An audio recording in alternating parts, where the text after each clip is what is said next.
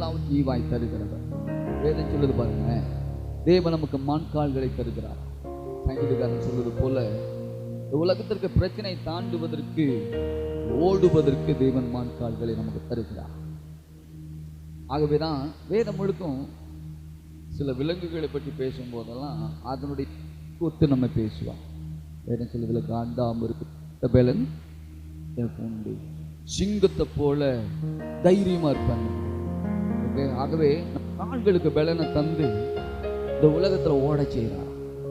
Okay, எல்லாம் மதிலை தாண்ட செய்வா, எல்லாம் பிரச்சனையை தாண்ட செய்வா, எல்லாம் சூழ்நிலையை தாண்ட செய்வா.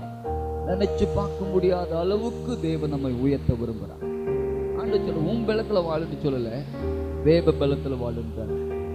நம்முடைய சம்பாத்தியம் அல்ல, அவர் சொல்றாரு என்னுடைய ஐஸ்வர்யத்தின்படி நீ வாழ அப்படின்றார்.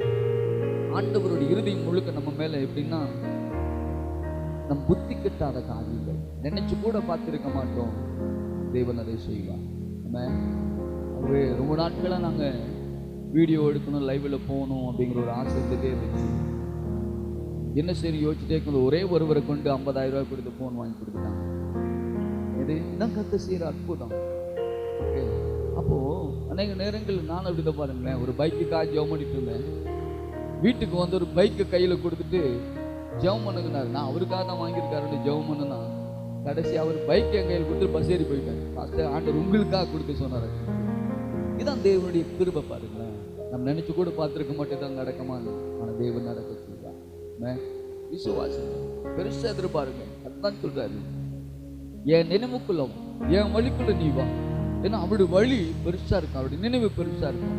என்னைக்கு அவருடைய வழியும் அவருடைய நினைவு நம்முடைய நினைவா நம்முடைய வழியாய் மாறுதோ, அற்புதங்களும் அடையாளங்களுமாய் நம்ம கத்தெடுத்து பயன்படுத்த ஆரம்பிப்பாங்க.